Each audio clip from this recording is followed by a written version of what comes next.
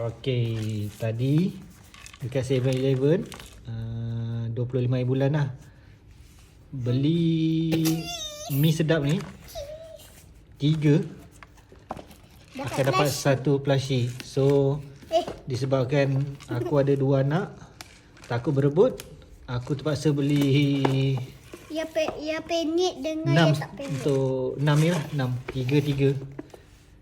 3 kering, 3 basah untuk dapatkan 2. So harga lebih kurang dalam RM8 tak silap aku. 3 ni. 3 ni. Lepas tu yang ni garpu. Yang ni sudu. Okay. Different Size. Different. Spoon. Spoon and Fork. wow. Ching. Which one girl, which one boy? Ini girl boy. How you know? Gegel.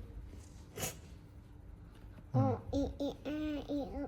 Alamak, ramai saya tumpah. Okay. Alamak, So alamak, ambil. kalau korang nak, dia tak ada blind box punya version. So dia dapat macam ni, boleh pilih je mana nak, yang kecil macam ni ataupun yang besar macam tu. So Yeah. mi sedap ada promo, Korean spicy chicken ni, fried ramen ataupun sup ramen ni.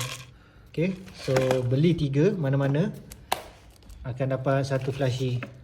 Satu lebih kurang harga dia RM3 macam tu kot. So 3 sama ada yang kering ni tak silap 3 tadi RM8 kalau tak silap aku.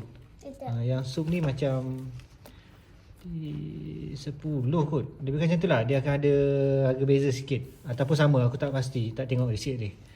So ni yang kecil, ni yang besar. Okay, say bye. Bye.